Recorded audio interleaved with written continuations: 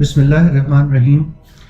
मेरा नाम मुबश्शिर नईम सिद्दीकी है और मैं डायरेक्टर जनरल हूँ फाकी इंश्योरेंस मोहतसिब में। मोहतसिब के इदारे एक इंसाफ की फरहमी और फ्री ऑफ कॉस्ट जस्टिस के लिए जाने जाते हैं। हमारा इदारा भी वफाकी सतह पे जो 5 मोहतसिब के इदारे हैं उनमें से एक है। वफाकी इंश्योरेंस मोहतसिब का काम यह है कि इंश्योरेंस इंडस्ट्री में किसी किस्म की मैल एडमिनिस्ट्रेशन अगर होती है, पॉलिसी होल्डर को किसी किस्म की मिस रिप्रेजेंटेशन का सामना करना पड़ता है, अगर कोई मिस सेलिंग हो के अगर किसी किस्म की कोई ऐसी चीज होती है कि जिससे पॉलिसी गलत चीज बता के उसको बेची जाए और बाद में उसको इस बात का एहसास हो, तो वो हमारे पास कंप्लेंट लेके आ सकता है। और कंप्लेंट को हम पहले एडमिट करते हैं, उसकी रजिस्ट्रेशन होती है, उसमें जो उसकी रजिस्ट्रेशन के बाद उसका आगे किस तरीके से उसको पूरा प्रोसेस होता है, उसका एक फ्लो चार्ट है। सबसे पहले मैं आपको बताऊं कि हमारे इदारे में कंप्लेंट को किस तरीके से पहुंचाया जा सकता है।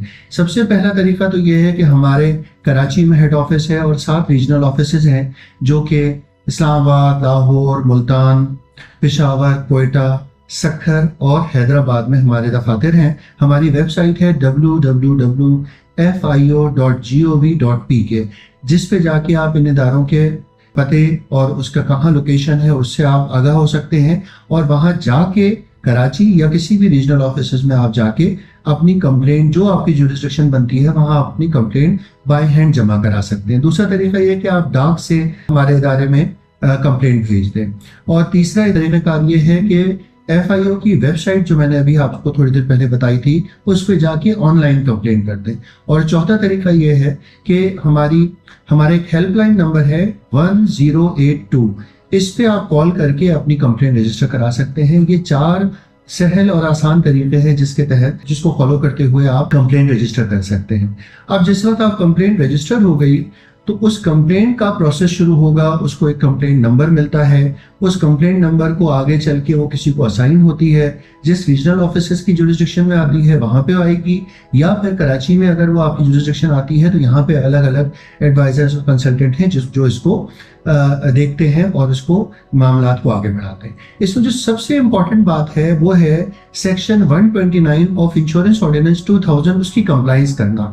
बेसिकली एक सादे सफ़े पे जब मैं बोलता हूँ कि फ्री ऑफ कॉस्ट जस्टिस, तो उसका मतलब ये कि आप बिला मुआवजा यहाँ पे इंसाफ की फरहमी हो रही है और उसमें आपकी कोई कॉस्ट नहीं लग रही। आपको किसी वकील की ज़रूरत नहीं है, आपको किसी स्टैम्प पेपर की ज़रूरत नहीं है, आपको कोई कागजात का जत्था बनाने की ज़रूरत नहीं है कि जिसके बाद ही आपका काम शुरू होगा। एक सिंगल पेजर कंप्लेंट पे आपको केस नंबर मिल जाएगा। इस केस नंबर के मिलने के बाद जो सबसे इंपॉर्टेंट बात है जो मैंने अभी आपको बताई, एक इंश्योरेंस ऑर्डिनेंस 2000 में सेक्शन 129 है, वो उसकी कंप्लायंस कंप्लेनेंट को करना जरूरी है। जो पॉलिसी होल्डर है, जो अग्रीव्ड है इंश्योरेंस कंपनी का, वो क्या है कि आप एक कागज पे लिख के ये देते हैं कि आपका ये केस किसी और जगह किसी और लीगल फोरम पे पेंडिंग नहीं है, पहली चीज। दूसरी ये कि आप इंश्योरेंस कंपनी को एक लेटर लिखते हैं जिसमें आप ये बताते हैं कि आपका जल्द अज जल्द मामला हल नहीं किया गया तो इंश्योरेंस मोहतसिब में मैं आपकी जो कंप्लेंट की है उसके ऊपर मैं एक्शन के लिए परसू करूंगा। ये 2 चीजें हो जाएंगी तो बेसिक हमारा जो कानून है वो ये कहता है कि prior to make that complaint ये 2 चीजें जो है वो पूरी होनी चाहिए। जैसे ये 2 चीजें अगले महीने में, 15 दिन में, 25 दिन में, 30 दिन में जब कोई पूरी हो जाती है तो हम अपनी कंप्लेंट के ऊपर काम शुरू कर देते हैं। कंप्लेंट पे बड़ा आसान तरीका है, उस पे कमेंट्स मंगाए जाते हैं, उस कमेंट्स पे रिजॉइंडर लिया जाता है कंप्लेनेंट से और उसके बाद उसकी हेयरिंग होती है। हेयरिंग हमारे जो सीनियर एडवाइजर्स हैं, कंसल्टेंट्स हैं, रीजनल ऑफिसर्स के हेड्स हैं, वो हमारी कंप्लेंट के ऊपर हेयरिंग करते हैं और उसके ऊपर फैसला सादर करते हैं कि कंप्लेंट आया कि कंपनी की कोई गलती थी या नहीं थी।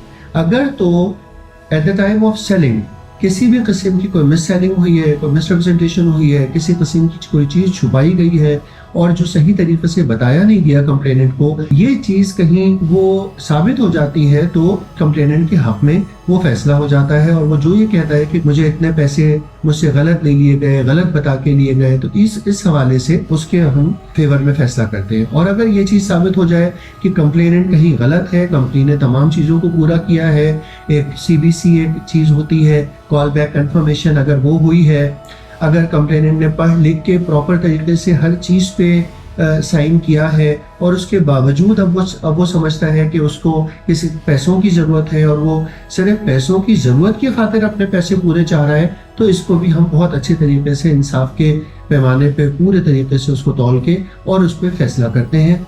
इसमें मोहतसिब साहब अथॉरिटी है फैसला सादर करने की। उनका जो स्टेटस है वो हाई कोर्ट के जज के बराबर स्टेटस होता है। वो प्रॉपर तरीके से उसको एक वेटिंग होती है, हमारे एडवाइजर अप्रेजल्स उसको देखते हैं। उस एडवाइजर अप्रेजल्स वो फाइनल ड्राफ्ट मोहतसिब साहब को देते हैं और मोहतसिब साहब उसको फाइनल साइन करते हैं। ये तो एक तरीक़ेकार जो मैंने आपको पूरा बता दिया। इसमें दो पहलू और हैं कि अगर किसी किस्म का रिव्यूज के हवाले से वो चाह रहा है कि हमारा जो ऑर्डर है, दोनों पार्टीज चाहे वो इंश्योरेंस कंपनी हो या साइल हो, जो भी कंप्लेनेंट है, इन दोनों में से किसी को भी ये महसूस होता है कि वो उसके खिलाफ जो फैसला हुआ है और दूसरे के हक में जो फैसला हुआ है वो किसी तरीके से उसमें कोई एक बात या दो बातें या चंद बातें ऐसी हैं जिनको सही तरीके से नहीं देखा गया, तो वो रिव्यू पिटीशन हमारे पास फाइल कर सकते हैं। Federal ombudsman institution reforms act कहता है कि आप रिव्यू कर सकते हैं, दोबारा मोहतसिब के बाद रिव्यू कर सकते हैं। और अगर आप उस फैसले से भी मुतमईन नहीं हैं तो सदर पाकिस्तान के पास आप रिप्रेजेंटेशन कर सकते हैं। रिप्रेजेंटेशन आखिरी वो फोरम है ऐवान सदर कि जहां सदर पाकिस्तान के सामने रिप्रेजेंटेशन होती है। उस रिप्रेजेंटेशन पे जो फैसला होता है वो हतमी और आखिरी फैसला होता है। उसके बाद अगर फर्ज कर लीजिए कि हमारे लेवल पे ही कंपनी मान जाती है और पैसे दे देती है या कंप्लेनेंट मान जाता है और अपने पैसे ले लेता है, तो केस वहीं खत्म हो जाता है, नहीं तो रिव्यू लेवल पे, नहीं तो रिप्रेजेंटेशन पे। जो हमारे फैसलों की बेसिक एसेंस है वो ये कि जो मुहतसिब के इदारे कहते हैं हर सूरत में एमिकेबल सेटलमेंट होना चाहिए। सबसे पहले हम उसकी कोशिश करते हैं। जो the essence of law is to make that decision with amicable settlement. उसमें विन विन पोजीशन होती है फॉर बोथ द पार्टीज। हम दोनों को बैठा के कोशिश यही करते हैं कि ऐसे तस्वीर पे पहुंच जाए कि जहां कंपनी भी राजी हो जाए, कंप्लेनेंट भी राजी हो जाए, ताकि बहुत लंबा वक्त ना लगे फैसलों में और फैसलों के इम्प्लीमेंटेशन पे। कोशिश हमारी ये होती है कि जो कानून हमें इजाजत देता है कि 60 दिन के अंदर अंदर हम फैसले कर लें, वो 60 दिन के अंदर अंदर हम फैसले करें। एमिकेबल सेटलमेंट पे सबसे ज्यादा तवज्जो दी जाती है। अगर किसी वजह से एमिकेबल सेटलमेंट ना हो पाए तब हम स्पीकिंग ऑर्डर की तरफ जाते हैं और ऑर्डर करते हैं। और जैसा मैंने आपको थोड़ी देर पहले बताया कि ऑर्डर के बाद दो मजीद फोरम्स हैं, एक रिव्यू होना और रिप्रेजेंटेशन होना, उसके बाद इम्प्लीमेंटेशन हो जाती है। बेसिकली ये फ्लो है हमारी टोटल वर्किंग का। Thank you very much. वफाकी इंश्योरेंस मोहतसिब आपके हकूक के तहफ़्फ़ुज़ का ज़ामिन।